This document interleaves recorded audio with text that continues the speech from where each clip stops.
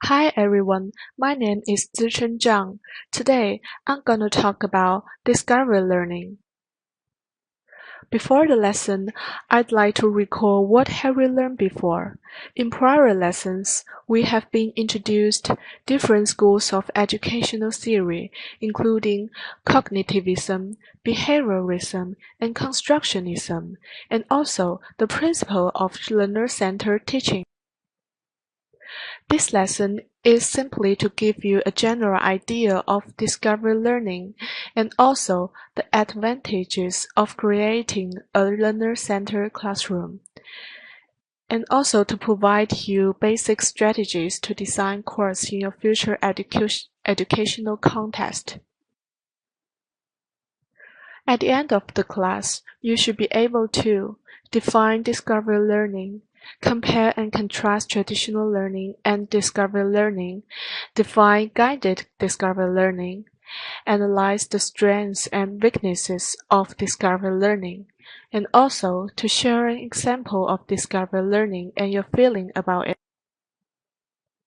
In this lesson, we will first talk about the definition of discovery learning, and then compare and contrast discovery learning and traditional learning.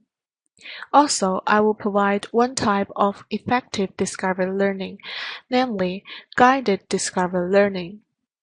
At last, we will discuss about the strengths and weaknesses of discovery learning. So, what is discovery learning?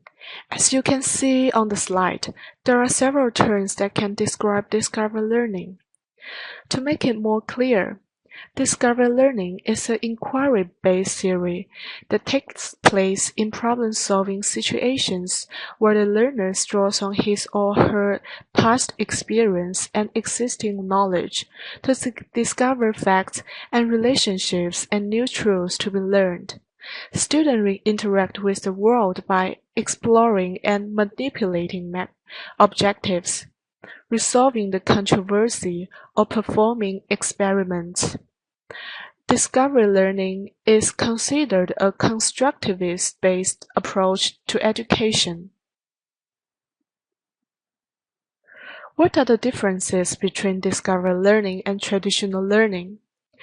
There are some examples of both methods in the page. In discovery learning classroom, students gain knowledge by problem solving, case studies, inquiry, reading for meaning, reflection, discussion, concept information, concept meeting, concept attainment, and close procedure. In traditional learning classroom, students learn information by structured overview, mastery lecture, explicit teaching, drill and practice, compare and contrast, didactic questions, demonstrations, guides for reading, listening, and viewing. Next, I'd like to talk about one type of effective discovery learning, guided discovery learning. Guided discovery learning is where the teacher leads students towards a specific goal, helps students understand a concept with the guidance of the teacher. The teacher may provide him questions or even short bit of instruction, but the teacher has an objective or purpose in mind first, and creates a learning experience to guide students towards discovery.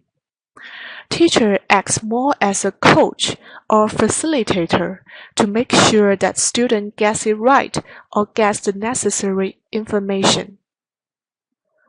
One example of guided discovery learning is Socratic questioning.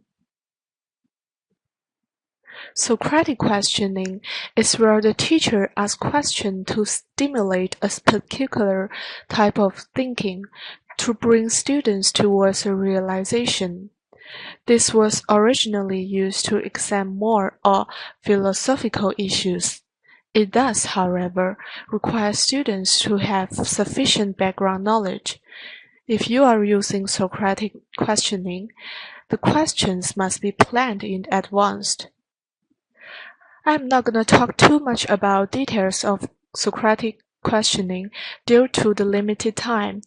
If you are interested, you can find additional reading related to Socratic questioning in the class forum.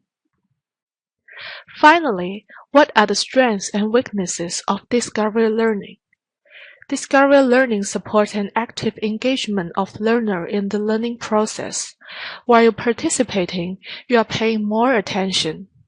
Discovery learning is highly motivational as it allows individuals the opportunity to experiment and discover something for themselves.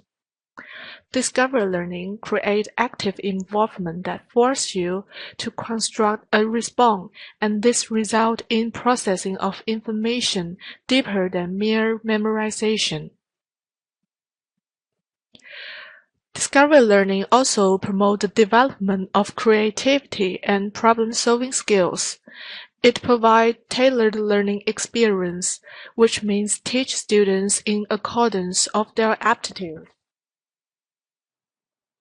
However, discovery learning has the potential to confuse learners if no initiate framework is available. Discovery learning has limitations in practice when schools tries to make it the main way students learn academic lessons. It is insufficient because it is too consuming for all academic activities, for example, mathematical operations. There are not enough hours in the school years for students to unearth everything on their own. It requires that the teacher be prepared for too many corrections. A lot of things one discovered for themselves turned out to be wrong. It can become a vehicle to reject the idea that important skills and information that all children should learn. Thank you for your participation. After the lesson, please find additional reading about Socratic questioning in the class forum, and please finish a small quiz. Thank you.